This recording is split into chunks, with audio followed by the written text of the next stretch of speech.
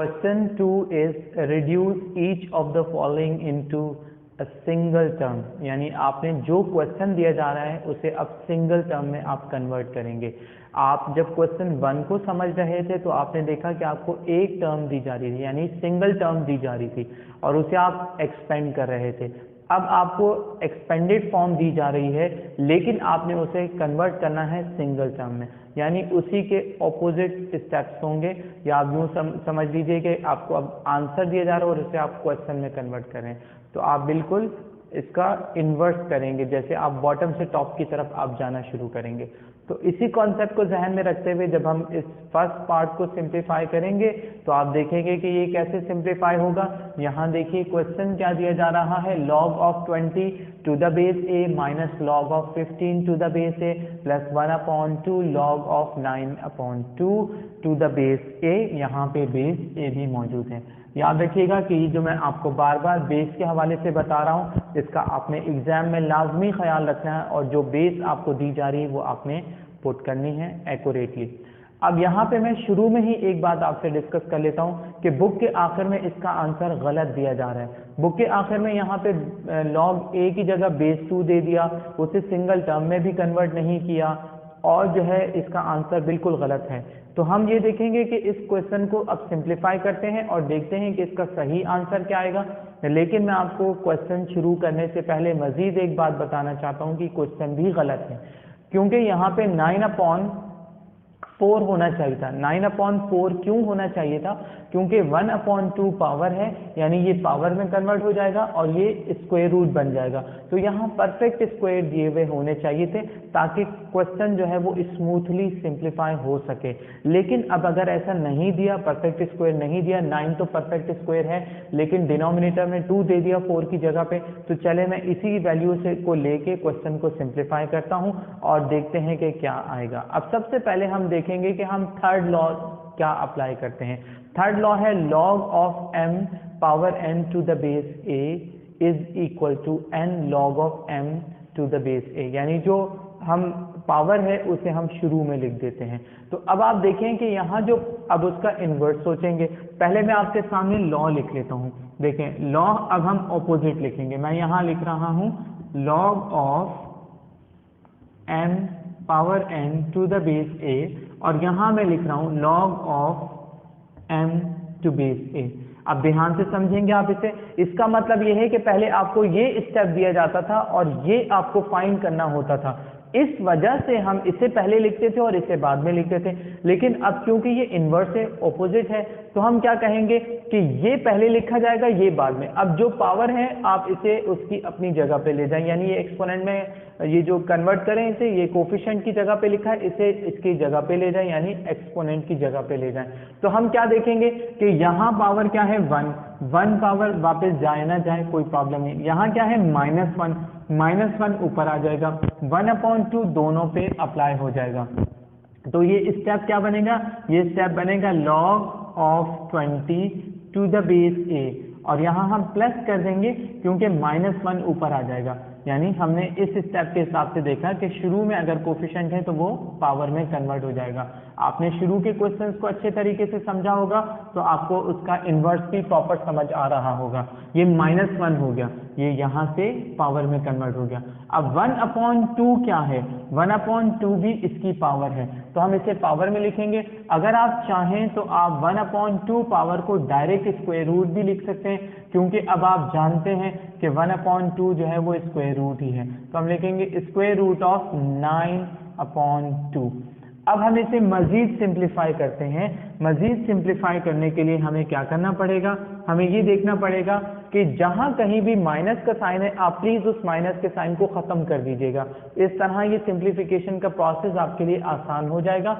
हम ये देख रहे हैं कि ये क्या है 15 पावर -1, लेकिन यहाँ प्लस हो गया और यहाँ प्लस हो गया, तो इसका मतलब सिर्फ फर्स्ट लॉ ही इंप्लीमेंट होगा। तो हम पहले ये देखते थे कि जब वो मल्टीप्लाई हो रहा होता था तो हम उसे एडिशन में कन्वर्ट करते थे, यानी प्लस की फॉर्म में कन्वर्ट हो जाता होता था। अब हम देखेंगे कि जब वो एडिशन फॉर्म में दिया है तो अब हम इसे जब इन्वर्ट करेंगे तो दोबारा उसे मल्टीप्लिकेशन फॉर्म में ले जाएंगे। तो इसका मतलब है कि ये क्या हो जाएगा 20 multiplied by 15 power -1 multiplied by 9/2 square root of 9/2, यानी इन्हें अब मल्टीप्लाई करके लिख देंगे। तो अब हम यहाँ स्टेप लिखते हैं। स्टेप क्या बनेगा, लॉग ऑफ सिंगल टर्म में हम कन्वर्ट करें टू द बेस a और ब्रैकेट में लिखेंगे 20 multiplied by 15 power -1 multiplied by square root of 9/2 और इसे ब्रैकेट को क्लोज कर लेते हैं। क्योंकि हमने यहाँ फर्स्ट लॉ अप्लाई किया, लेकिन अब दोबारा आप ख्याल रखेंगे कि लॉ जहाँ यूं लिखेंगे इस साइड को यहाँ लिखेंगे log of mn to the base a और इसकी सेकेंड साइड यहाँ लिखेंगे log of m to the base a plus log of n to the base a। याद रखिएगा ये लॉजिक हमेशा कि आपको पेपर में क्वेश्चन में जो भी वैल्यू दी जाती है, जैसे हमें क्वेश्चन में ये साइड दी जा रही है, हमें इस साइड में कन्वर्ट करना है, तो ये साइड दी हुई थी, हमें इस साइड में कन्वर्ट करना था, तो इससे पहले लिखेंगे, इससे बाद में। और अगर आपको ये साइड दी जाए और आप उसे एक्सपेंड करें तो पहले इसे लिखेंगे फिर इस साइड को लिखेंगे। इससे कोई फर्क नहीं पड़ता, लेकिन प्रेजेंटेशन आपकी ज़्यादा अप्रोप्रिएट हो जाती है और चेक करने वाले को भी अंदाज़ा होता है कि आपने इसे लॉजिक के साथ समझा है और लॉजिक के साथ ही सिंप्लीफाई किया है।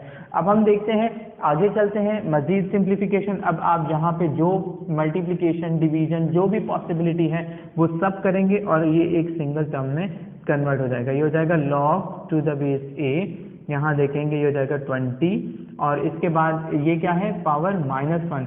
-1 का मतलब ये है कि हम इसे डिनोमिनेटर में शिफ्ट कर देंगे, तो इसकी पावर क्या हो जाएगी +1।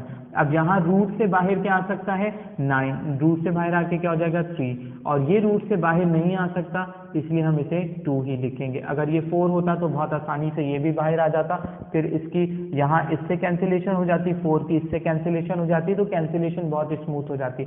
लेकिन क्योंकि जैसा हमें क्वेश्चन दिया है तो हम उसी वैल्यू को लेके सिंप्लीफाई कर रहे हैं। अब देखते हैं कि ये कैसे सिंप्लीफाई होगा। जैसे 1 times 3 is 3 and 5 times 3 is 15, ये कैंसिलेशन हो गए। बाकी इसके अलावा कैंसिलेशन नहीं हो रही, तो हम इसे किस तरीके से लिखेंगे, हम इसे यहाँ लिखेंगे log to the base a और यहाँ क्या आ जाएगा 20/5 √2 या square root of 2, sorry square root of 2 कहेंगे। अब इसके बाद आप देखिए मजीद कैंसिलेशन भी हो रही है, ये कैंसिल कर लीजिए, ये क्या हो जाएगा 4। तो अब हम आते हैं नेक्स्ट स्टेप की तरफ, देखते हैं क्या है, log of 4/√2 to the base a। Denominator में स्क्वायर रूट ऑफ 2 दिया जा रहा है, इसका मतलब ये हुआ कि डिनोमिनेटर को रैशनलाइज करने की जरूरत है। So if we want to rationalize the denominator, we need to multiply the numerator and denominator with square root of 2. तो हम यहाँ square root of 2 से numerator और denominator को multiply करेंगे, तो क्या हो जाएगा log of 4/√2 multiplied by square root of 2 and divided by square root of 2 to the base a। अब हमने इसके न्यूमरेटर और डिनोमिनेटर दोनों को, न्यूमरेटर को न्यूमरेटर से मल्टीप्लाई करेंगे और डिनोमिनेटर को डिनोमिनेटर से मल्टीप्लाई करेंगे। जब हम मल्टीप्लाई करेंगे तो देखेंगे कि क्या स्टेप बनेगा, log to the base a लिख लेते हैं, तो आ जाएगा 4/2। डिनोमिनेटर में देखिए स्क्वायर रूट आपको मालूम है हाफ पावर है और ये भी हाफ पावर है। जब बेसिस सेम हो और मल्टीप्लाई हो तो पावर ऐड हो जाती है, हाफ और हाफ मिलके क्या हो जाएगा 1, तो क्या लिखेंगे 2। तो इसका मतलब है कि डिनोमिनेटर में यहाँ पे 2 लिखा जाएगा और 2 पावर क्या है 1 पावर नहीं लिखी जाती, लेकिन मैंने आपको एक्सप्लेन करने के लिए लिख दी। अब आप देखें कि ये भी कैंसिल हो रहा है, तो यहाँ 1 आ जाएगा और यहाँ 2 आ जाएगा कैंसिल करने के बाद। इसका मतलब ये है कि हमारा फाइनल स्टेप बनेगा log of 2/√2 to the base a और इस तरह ये क्वेश्चन यहाँ पे आके कंप्लीटली सिंप्लीफाई हो गया। आई होप आपको ये क्वेश्चन अच्छे तरीके से समझ आया और लॉजिकली भी समझ आया। इसके बाद मजीद इसके 2 पार्ट्स हैं जिनको हम समझते हैं। अब हम सेकंड पार्ट को समझते हैं। सेकंड पार्ट को हम टू द पॉइंट समझेंगे ताकि आप उसे जल्द अज जल्द समझ सकें। देखिए क्वेश्चन आपके सामने लिखा हुआ है, क्वेश्चन लिखे हुए में आप देखें कि 1/3 जो है वो पावर बन जाएगा, 10/9 ये भी पावर है, -1/9 पावर और यहाँ प्लस का साइन रह जाएगा। और हमने यहाँ पे थर्ड लॉ को जो है वो शो कर दिया। अब आप देखें कि यहाँ 3 से 3 कैंसिल, तो क्या बचा 1 पावर, और यहाँ देखेंगे इसे एज इट इज लिखेंगे और इसे भी एज इट इज लिख लेंगे। अब ये प्लस है और ये भी प्लस, इसका मतलब ये है कि जब हम इसे मज़ीद सिंप्लीफाई करेंगे तो ये आपस में मल्टीप्लिकेशन में चला जाएगा, क्योंकि हमें फर्स्ट लॉ ऑफ लॉगरिथम यही बता रहा है कि अगर वो ऐड है तो उसे मल्टीप्लाई कर देंगे। तो यहाँ प्लस का साइन था तो हमने मल्टीप्लाई किया, x - 1 into x plus 1 10/9 plus into x plus 1 power -1/9। जब हम इसे फर्दर सिंप्लीफाई करेंगे तो यहाँ देखें बेसिस सेम है और मल्टीप्लाई हो रही है तो पावर आपस में ऐड या सब्ट्रैक्ट हो जाती है। तो यहाँ हमने इसे डायरेक्ट सब्ट्रैक्ट कर दिया, 9 बेस सेम है तो 10 - 1 कितना हो जाएगा, 10 - 1 यहाँ लिखा, 10 - 1 9 है, 9 से 9 कैंसिल हो गया। तो अब आप देखें कि डिनोमिनेटर से न्यूमरेटर कैंसिल होने के बाद पावर क्या बच गई, 1 पावर नहीं लिखी जाती। अब यहाँ हम फॉर्मूला अप्लाई कर सकते हैं। फॉर्मूला कौन सा है, a + b into a - b is equal to a² - b², जिसका मतलब ये कि first term square minus second term square. अगर आपको फॉर्मूला याद नहीं है तो आप इसे कंप्लीटली मल्टीप्लाई करके भी ओपन कर सकते हैं। x + 1 को पहले x से मल्टीप्लाई कर दीजिए, फिर x + 1 को -1 से मल्टीप्लाई करें, तब भी आपका आंसर x² - 1 ही आएगा।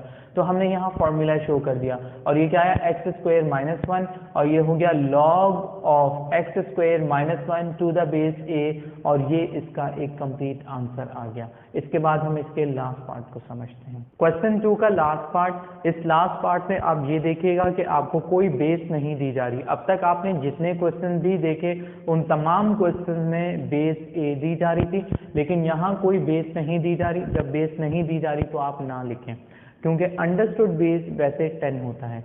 अब हम देखेंगे कि यहाँ जो क्वेश्चन आपके सामने लिखा हुआ है, इस क्वेश्चन को हमने एक सिंगल टर्म में रिड्यूस करना है, तो उसी तरह स्टेप लेके चलेंगे। यहाँ 1 है तो 1 पावर ही है जो नहीं लिखी जाएगी, ये -2 पावर हो जाएगी, ये है 3 पावर हो जाएगी, और यहाँ माइनस है तो हम लिखेंगे -1 पावर हो गई, और हम उसका थर्ड लॉ मेंशन कर देंगे। फिर इसके बाद आप देखें कि ये सब आपस में ऐड हो रहे हैं तो इन्हें हम मल्टीप्लाई करेंगे, x into x power -2 into x plus 1 whole cube into x² - 1 whole power -1, और इसका लॉग जो है, लॉग का लॉ हमने शो कर दिया। ये लॉ लिखने के बाद अब हम इसे सिंप्लीफाई करेंगे। ये x पावर -2 डिनोमिनेटर में चला जाएगा तो x पावर +2 हो जाएगा। यहाँ भी होल पावर -1 है तो इसे डिनोमिनेटर में ले जाएंगे तो होल पावर जो है वो +1 हो जाएगी, जो कि नहीं लिखी जाती। अब आप देखें यहाँ 1 पावर है और यहाँ 2, तो ये इससे कैंसिल हो जाएगा तो 1 बच जाएगा। तो इसका मतलब ये हुआ कि ये बचा 1/x, और यहाँ हम देखेंगे कि ये एक formula first term square minus second term square, यानी a - b into a + b, इसे एक दफ़ा माइनस में और एक दफ़ा प्लस में लिखेंगे, यानी x² - 1², यहाँ इसका भी स्क्वायर हो सकता है, तो ये क्या हो जाएगा, a² - b² is equal to a - b into a + b। Formula भी मेंशन कर दिया और ये स्टेप भी आपके सामने आ गया। अब आप यहाँ देखें कैंसिलेशन क्या हो सकती है, ये कंप्लीट जो है ये इससे कैंसिल होगा तो पावर 2 बच जाएगी, क्योंकि इसकी पावर 1 है और इसकी पावर 2 है, बेस सेम है और हम ये डिवाइड हो रहा है तो पावर आपस में कैंसिल हो सकती है। तो ये कम्प्लीटली कैंसिल हो गया, यहाँ क्या बची, 2 पावर बच गई। तो ये क्वेश्चन हो गया x + 1 होल स्क्वायर, और डिनोमिनेटर में क्या बचा, x इंटू x - 1। तो कम्प्लीटली हम इसे लिखेंगे log of x + 1 whole square upon x into x - 1। यहाँ पे ये क्वेश्चन कंप्लीट हो चुका और यहाँ पे हम इस पार्ट को कंप्लीटली एंड कर देते हैं। इसके बाद आपसे मिलते हैं सेम एक्सरसाइज के साथ नेक्स्ट पार्ट में, तब तक के लिए अल्लाह हाफिज।